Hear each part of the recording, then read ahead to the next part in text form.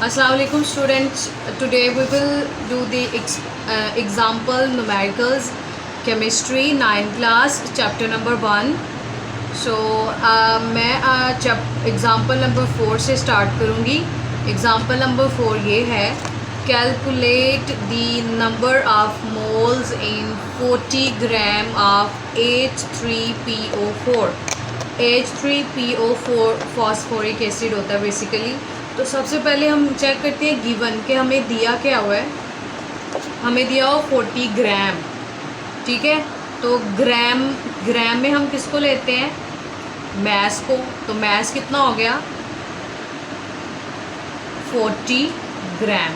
Okay, इसके अलावा हमें H3PO4 यानी पूरा हमारा कंपाउंड दिया हुआ है. तो यानी H3PO4 ये दिया हुआ है हमें. ठीक है, और कैलकुलेट क्या करना है, हमने जो चीज़ कैलकुलेट करनी है वो लिखा हुआ इसने क्वेश्चन के अंदर, कैलकुलेट नंबर ऑफ मोल्स. तो हमने फाइंड आउट करने हैं नंबर ऑफ मोल्स. ठीक है, इसके आगे मैंने क्वेश्चन मार्क इसलिए लगाया क्योंकि ये हमने फाइंड आउट करनी है. अब हम क्या करेंगे, नंबर ऑफ मोल्स का ठीक है फार्मूला लगाएंगे. नंबर ऑफ मोल्स का फार्मूला आपने हमेशा याद रखना है. ऊपर हम लेते हैं मैस को और नीचे हम लेते हैं मोलर मैस को. शॉर्टकट है ये. ऊपर आपने हमेशा नंबर ऑफ मोल्स को फाइंड आउट करने के लिए ऊपर हमेशा आपने मैस को लेना है और नीचे आपने मोलर मैस को लेना है. अब आपने एक चीज़ देखनी है कि आपके पास क्या दोनों चीज़ें हैं. यस, हमारे पास मैस है 40 ग्राम, लेकिन हमारे पास मोलर मैस नहीं है. तो मोलर मैस हमें खुद निकालना पड़ता है. और वो कैसे निकालते हैं, ये जो जैसे जो भी आपको कंपाउंड दिया हुआ है उसका मोलर मैस हम खुद निकालते हैं. तो उसको भी निकालना आसान ही है. जैसे इस टाइम हमारे पास H3PO4 है, तो इसका जब मतलब मैं मैस निकालूंगी तो ये 3 हाइड्रोजन है H3. ठीक है, तो एक हाइड्रोजन होता है 1, तो 3 हाइड्रोजन का कितना होगा 3 प्लस आगे P यानी फास्फोरस एक ही है, तो एक फास्फोरस का होता है 31. ये आप लोगों ने याद रखना है, ज़ुबानी याद करने आएगा. एक आगे O4 यानी ऑक्सीजन 4 है. एक ऑक्सीजन का होता है 16. 4 ऑक्सीजन का जो होगा वो होगा, इसको आप 4 से मल्टीप्लाई कर लें तो आपके पास आएगा 64. ठीक है, यानी हाइड्रोजन अगर हमारे पास एक होता है तो हम 1 लगाते, लेकिन हमारे पास 3 हाइड्रोजन है इसलिए हमने 3 लगाया है. फास्फोरस एक है तो एक फास्फोरस का 31 होता है. ऑक्सीजन 4 है, एक ऑक्सीजन का 16 होता है मैस, लेकिन 4 ऑक्सीजन है तो इसलिए हम 64 लगाएंगे. अब ये करने के बाद हम इन सब को प्लस कर देंगे. 64 31 प्लस 3, तो ये हमारे पास आएगा 98 ग्राम पर मोल. ठीक है, तो ये आपने याद रखना है. अब ये नंबर ऑफ़ मोल्स निकालने के लिए हमें मैस चाहिए था और मोलर मैस चाहिए था. ठीक है, तो मैस जो है वो भी हमारे पास आ गया 40 ग्राम, और मोलर मैस भी हमने खुद फाइंड आउट करना होता है, वो हमने फाइंड आउट कर लिया. अब सिंपल है, अब हम वैल्यूज़ पुट कर देंगे फार्मूले के अंदर. जैसे मैस कितना है हमारे पास 40 ग्राम, और मोलर मैस हमारे पास कितना आया है 98 ग्राम पर मोल. ये यूनिट भी आपने याद रखना है. जिस तरह मैस यानी जो वज़न होता है उसको हम ग्राम में लेते हैं, इसी तरह जो मोलर मैस या जितने भी मैसेज होते हैं उनको हम लेते हैं ग्राम पर मोल के अंदर. ठीक है, तो अब इसको आप कैलकुलेटर पे अगर करेंगे 40 डिवाइडेड बाय 98, तो आपके पास 0.408 आंसर आएगा. ठीक है, ग्राम से कैंसिल, तो ये पर मोल है यानी नीचे इसकी पावर -1 है. तो जब आप इसको ऊपर ले जाते हैं तो पावर जो है वो +1 हो जाती है. तो +1 लिखें या ना लिखें कोई फ़र्क नहीं पड़ता. तो इसलिए नंबर ऑफ़ मोल्स फाइंड करने हैं तो मोल्स का यूनिट भी हमारे पास मोल ही होता है. तो ये आपके पास आगे हैं नंबर ऑफ़ मोल्स. अब हमारे पास जो एग्ज़ाम्पल नंबर 5 है उसमें उसने हमें कहा हुआ है you have a piece of coal weighing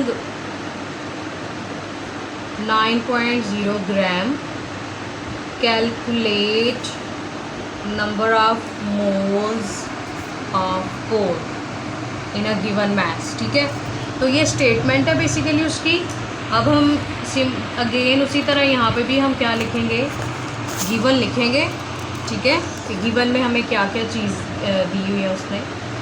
तो उसने हमें कहा है कि you have a piece of coal, आपके पास कोयला, जो कोल होता है कोयला, उसका एक छोटा सा पीस है।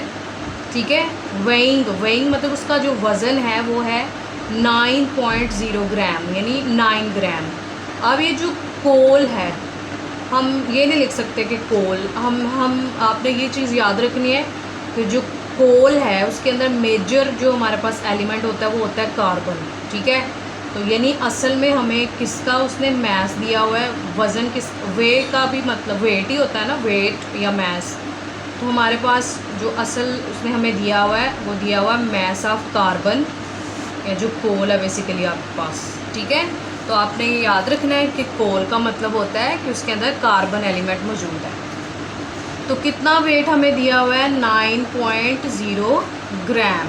ओके, अब यही चीज़ हमें बस उसने दी है 9.0 ग्राम। इसके अलावा हमें ये पता है कि हमारे पास कोल है जो असल में क्या है, कार्बन का एक पीस है। ठीक है, ये मतलब हमारे पास इंफॉर्मेशन है इस स्टेटमेंट के अंदर। अब हम क्या करेंगे, अब हम चेक करेंगे कि हमने क्या फाइंड आउट करना है, क्या चीज़ कैलकुलेट करनी है।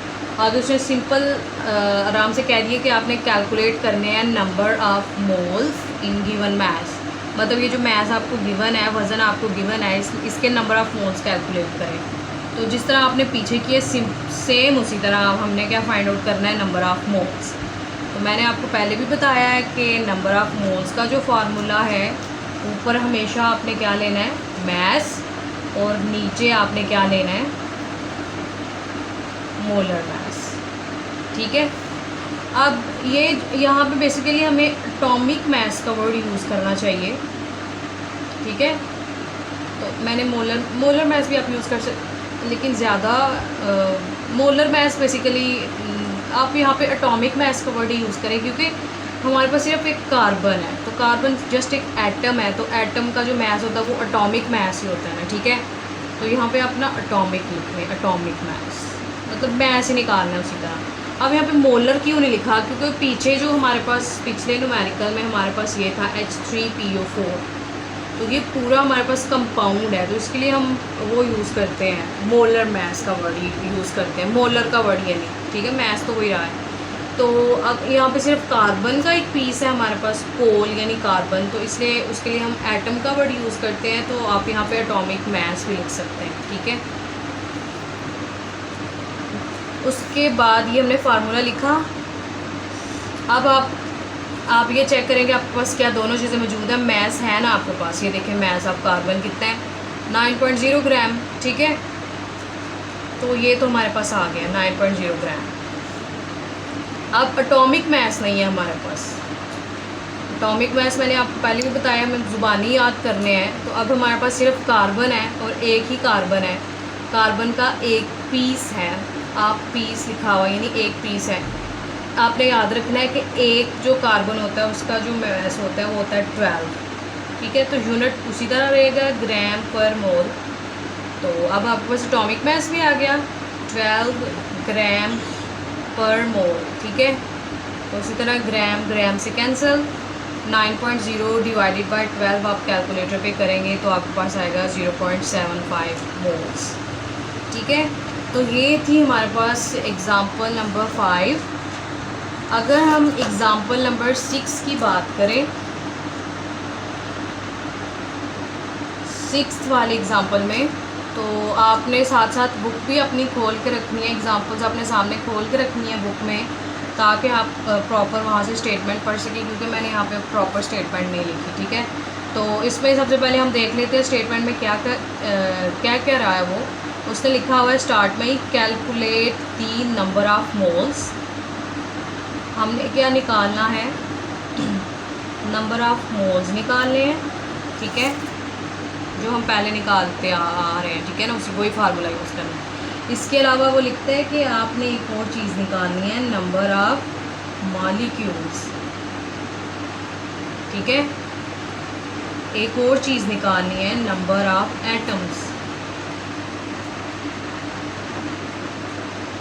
एक ही न्यूमेरिकल में 3 चीज़ें निकालनी है हमने, नंबर ऑफ मोल्स को निकालना है, फाइंड आउट करना है, इसके अलावा नंबर ऑफ मॉलिक्यूल्स को कैलकुलेट करना है, और नंबर ऑफ एटम्स को कैलकुलेट करना है, ठीक है। और एंड पे उसने आपको दिया हुआ है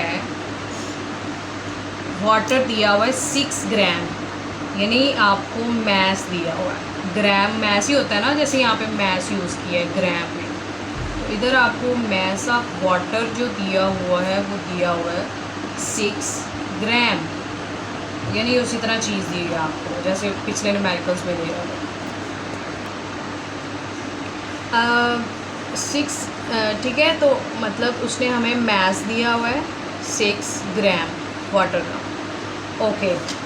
तो जिस तरह हम पहले एटॉमिक मैसेज निकालते आ रहे हैं, इसी तरह इधर भी हम क्या निकालेंगे उसी तरह।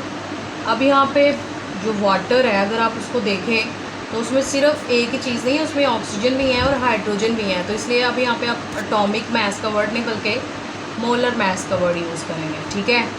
तो वाटर का molar mass of water, okay, एक हाइड्रोजन होता है 1, तो 2 हाइड्रोजन का जो मैस होगा वो होगा 2, ठीक है, प्लस ऑक्सीजन एक ही है, और एक ऑक्सीजन का पहले भी बताया फर्स्ट में, पहले वाली एग्जांपल में, 4th वाली में, कि ऑक्सीजन का 16 होता है।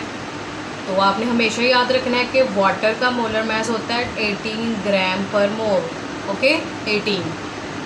तो ये हमने खुद फाइंड आउट करना होता है मोलर मैस। पहले भी मैंने दूसरे न्यूमेरिकल्स में भी आपको बताया, जैसे प्रीवियस में आपने कार्बन वाले का फाइंड आउट किया। तो आप लोग साथ साथ इसको नोट भी करते जाएं, ओके। तो सब ये हमारे पास हमारा मटेरियल आ गया। अब सब हमने इस न्यूमेरिकल में 3 चीज़ें निकालनी हैं। सबसे पहले हम निकालते हैं नंबर ऑफ मोल्स, ठीक है। तो नंबर ऑफ मोल्स निकालने के लिए फार्मूला है हमारे पास, उसी तरह ऊपर हमने लेना मैस और नीचे हमने लेना है मोलर मैस, ठीक है।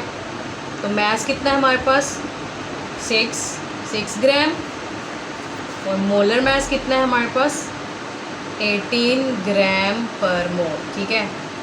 तो ये ग्राम ग्राम से कट गया, और 6 डिवाइडेड बाय 18 आप कैलकुलेट कर लें इसको, आपके पास 0.33 मोल आंसर आएगा, ठीक है। तो ये जो हमने फाइंड आउट किया, ये हमने एक चीज़ निकाली है, ठीक है। इस न्यूमेरिकल में हमने 3 चीज़ें फाइंड आउट करनी थी। दूसरी चीज़ जो हमने फाइंड आउट करनी है वो है नंबर ऑफ मॉलिक्यूल्स।